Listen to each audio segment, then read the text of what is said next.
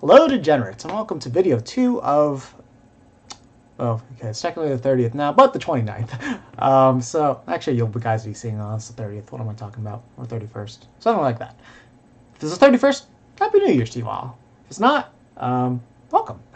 So, the things that we're going to talk about today are, what are the best tools to use when traveling with your Switch. So, obviously, one of the best things about this little device here is that you can take it on the go with you anywhere. This means you can literally have Smash in your hands at all times. So, obviously, you don't want to fucking play on these. These are atrocious. These are horrible. These are garbage. They're just to be able to get the basic functions of playing done. If you want to play serious matches, you're not doing it on these. I don't care who you are. Even if you're sideways Wiimote boy, this to a degree is probably somewhat worse. Your hands are cramped. You're not going to really get too many things done. And these are really only usable if you've got the brackets on the back. So obviously, I don't encourage you to use these at all. Only use these if you're all casual, you don't even care what's going on. These are okay. But since you guys were watching my guides and all that, I'm expecting you all to be competitive players.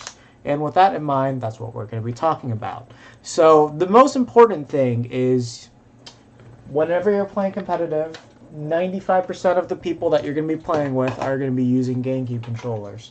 And what do you need for that? You're going to need the dock. So obviously this thing does use a USB connection, so a lot of you might be pretty confused about, you know, what type of things can you do to get around that barrier. So the good thing about the dock is that if you do have a USB-C to USB adapter, so basically it's from this plug that goes into here, and it forms like an outlet here, you can plug in just the black one. If you just plug in the black one, you can actually plug this thing directly into you can plug the GameCube adapter directly into your Switch, no problems, all your controllers work just fine. But what are the issues with this? So first of all, you need a dock that's compatible with it.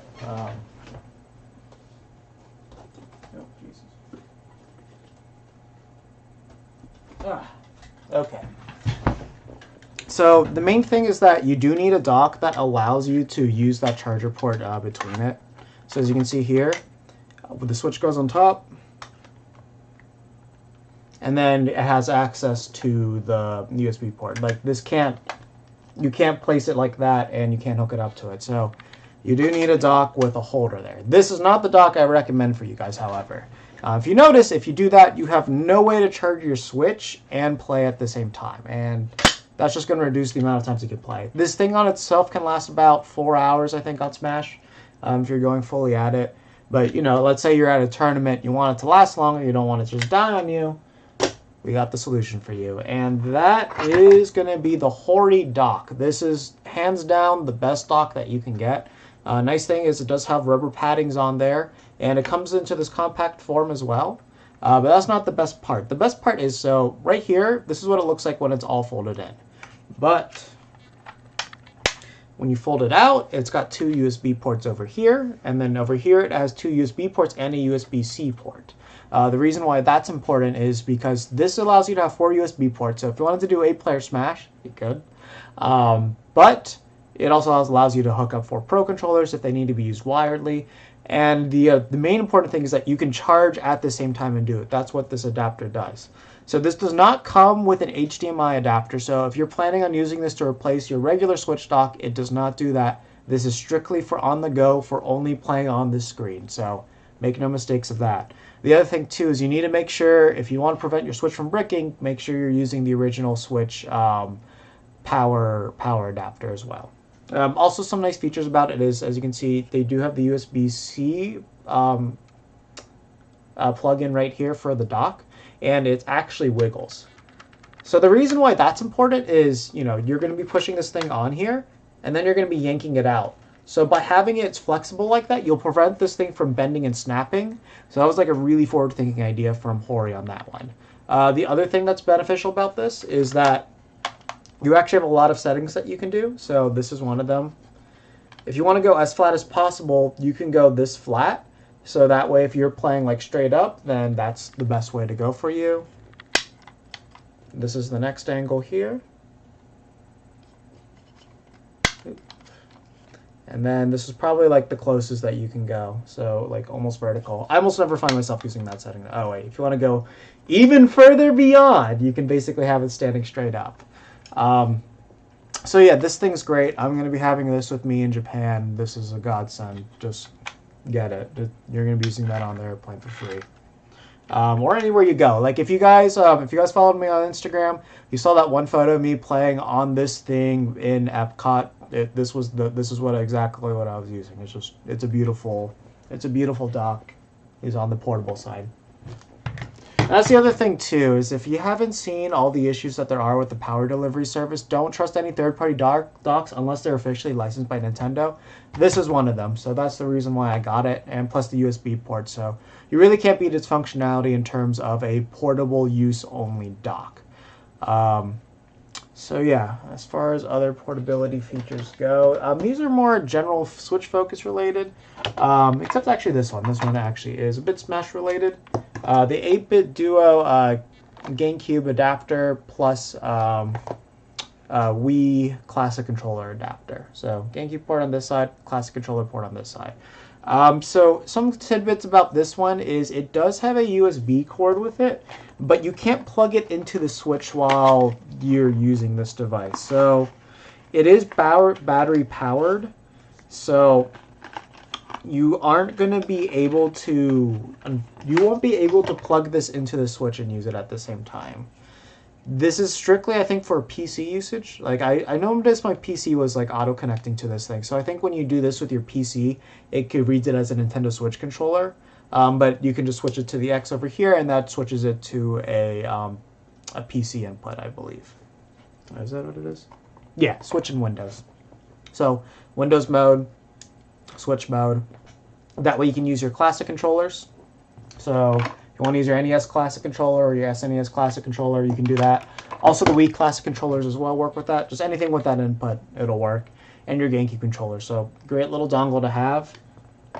And the cool thing about this one is, although you can't charge this and plug it into the Switch at the same time, because like literally you just get an error message, I have no idea why it does that. The power delivery for this is pretty simple though. You just need 2 AA batteries, so pretty common. You're supposed to get 30 hours off of this if you're using it.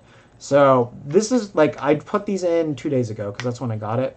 So I'll have to see how long it lasts me during the entire trip. I'm probably going to be mostly using this only on the plane.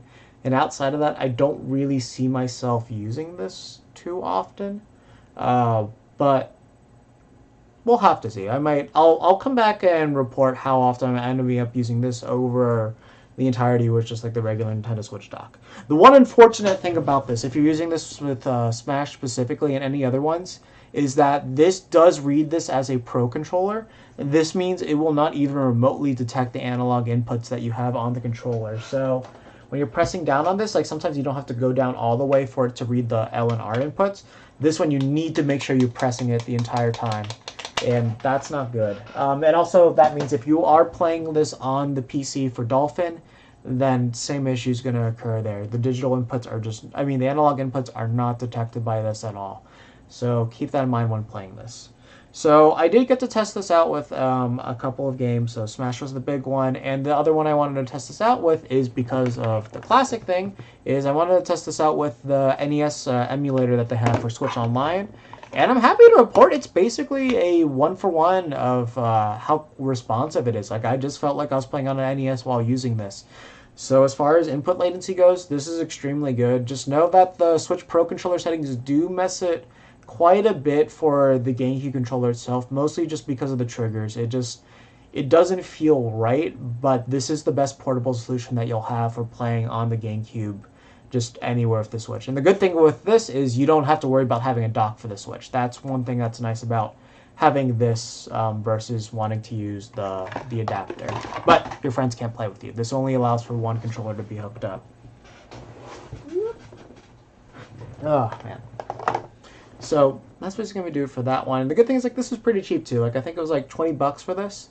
So if you want to just play your GameCube game, if you want to play with your GameCube controller on the go anywhere, or your NES games, I would definitely recommend this, especially if you have the NES Classic controllers too, and you just love playing those old-fashioned games. Highly recommend for multi-purposes. So the last thing I want to talk about as far as portability goes is the 8-bit Duo controller. Probably seen a lot of people talk about this one. You know, of course, it piqued my interest. I found myself playing a lot of platformers too, and I didn't exactly feel like bringing my Pro controller with me, and I just do love the way the SNES controller feels. So, you know, everyone was saying this was probably like outside of like the Switch Pro controllers, is probably the best controller you can get, especially since it's cheaper than the Pro controller. I gotta be honest, they're definitely fucking right. This shit is really really good. So the analog sticks do feel like you're playing on a PS4. The analog sticks just feel just as responsive, just as loose, just as tight as you that would, and the sticks feel exactly the same. The D-pad feels absolutely incredible. The buttons feel great. The trigger buttons on here, those feel really good too. Like just depending on how you're holding it will just determine which ones are like more comfy to use at the time. And you know, I made sure to test this with the NES games. I even tested this with Smash, and yeah, this thing works perfectly. This is basically a Pro controller if you want to play mostly 2D games. And then even if you want to play 3D games, it's not too bad. Like if I was playing Mario Odyssey with this, I'd probably be perfectly okay. Pro controller is going to be more comfy just because it does have those handles for the way that it works for moving the analog stick. It's just that when you're holding it like this, it's just like a little bit, it's going to be a little bit more strenuous on your hands than it would be having those handles. But this is a lot lighter. It's, I think, like $20 cheaper because this was like 40, it was like 40 bucks or 45. And the Switch Pro controller, I believe, is 70 or 60. It's kind of absurd. And this thing does have motion controls. I didn't test that just yet. I tested this with the NES Classic games. I tested this with Shantae. And I tested this with Smash. Shantae played beautifully. The NES games played beautifully. I was playing Super Mario Brothers. It could get those type platforming sections down like wonderfully. So you really don't have to worry about those things like that. Smash, the analog sticks are a little bit weird for me to use with that. But if you were used to using like the Wii Classic controller, you'll probably feel right at home on this. The biggest difference is instead of having the Z buttons in the middle, you have them on the side here. So no questions asked. You could get used to playing with this. For Smash if you really wanted to. The other thing too is it does have, since this is a Pro controller, you can use the USB-C USB connection there, and that's fine. And the other thing that makes this even better in terms of functionality than what a Switch Pro controller can do is that you can also hook this up to Android, OS X, and Windows as well, besides your Switch. So you are able to use this with a lot of things. So if you like playing a lot of retro games, definitely recommend getting this. Like as a second controller for your Switch, this is just isn't bad to get. And if you're used to playing Smash on the Wii Classic controller, just buy this. There's no reason for you to buy a GameCube controller or anything like that. Just play with this thing. You'll get used to it. The only thing it doesn't have that the Classic controller did have was the notches. So if you're a notch person, you're not going to feel at home with the analog sticks. And at that point, you probably have a GameCube controller anyway. So. But if you do want to play on the Wii Classic controllers, you got this. You got this to bring you back home. Oh, and one thing I want to say is Amazon was doing these. They were doing these bundle sales with this controller case. It was from Geek Theory. So if you do see these, you are getting an 8-bit Duo controller and everything. But even when I ordered the thing from 8-bit Duo, I was about to mention this. It's like the box got all bent up on here. I don't know how well you can see that, but. Yeah, it's a little bit, yeah, you can kind of see the creeps there. It wasn't pretty when I got it. When I got this one, it was ripped up. So, a little sad, especially like if you like keeping these boxes in pristine condition. But the wonderful thing about this is, you know, when you order these, you do get, this one you get the USB-C cable. So you got this here, you got that over here. Oops, yeah, so you got that. And then... that was mostly what it came with. It just came with the cable, and then it came with the instruction manual and the controller. Nothing too fancy. But the thing that was great about this bundle is the case for it actually came for free. If you buy this on the regular, you won't be able to get it with the case, and they didn't have the edition that I want with the case. Like, I wanted to get the European version of the Super Famicom, just because like I love the color scheme of that with like the rainbow colors that it has. So with this one. Hold up, I gotta get this like all...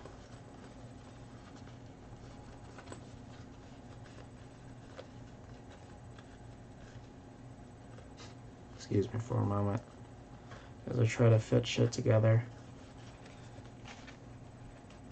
I'm literally doing like those block things you would do as a kid. Except with like a Switch controller. Wait. Nope.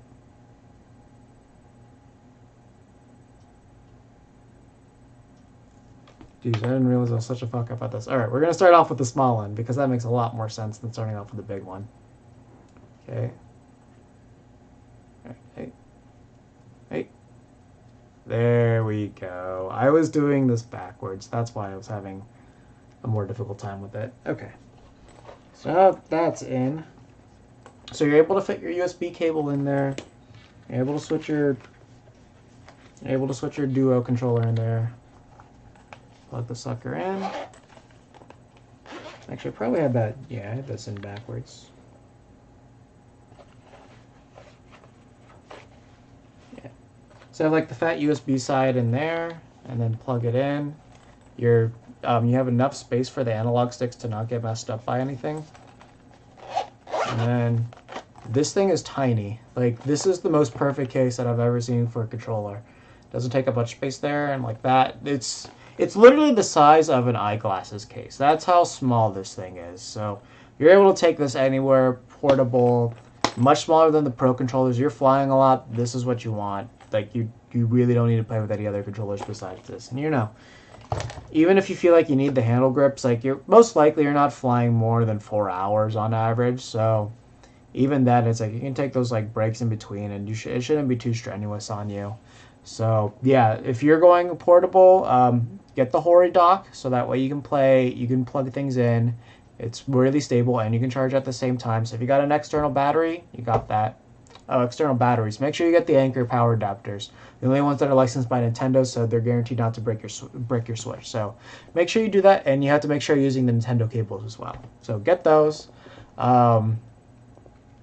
Then if you want to just play the GameCube controller on the go, this is going to be your best bet. But if you have the Hori adapter, you can just plug in your Nintendo Switch GameCube adapter into that.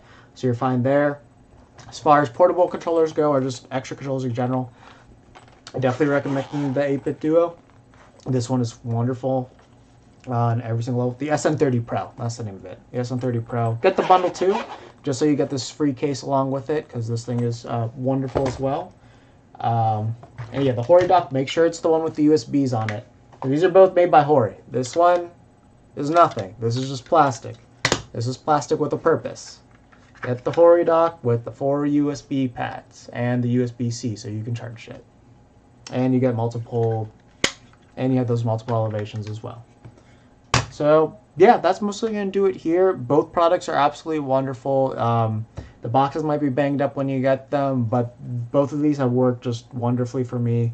I'm going to be using these a lot in Japan. I'll see if anything happens to them after a month of use. If I get any errors, I'll definitely let you guys know on Twitter and Instagram and all that. But I'll also make a video about it too, most likely when I get back from the trip. But yeah, it's going to be kind of insane once I get back finally. And with that said, that is going to do it for this video. So hope you guys found this informative. Hope you, if you guys have extra Christmas money to spend, these are really good things to get as well. Just so you can play this on the go and you can just keep on the grind. And I'm going to make one more video before I call it quits for the day. And it's actually going to be on commentary. If you guys don't know, I am a professional commentator myself. And, oh god, commentary is in a really bad state right now. So I got to say some things about that. So with that said, I'll see you guys in the next one. So take care.